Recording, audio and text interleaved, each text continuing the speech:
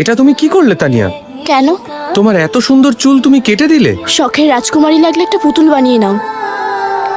কি বলেছিলি তানিয়াকে? আমি 20 মাল, 20টা এবার ওর মধ্যে ভালো করে ভরে দিয়েছি। নিজেও মরবে, তোকেও মারবে। বলছি তুমি দাঁড়াও না। এতদিন ধরে একে বলছেন গেম হবে না মানে?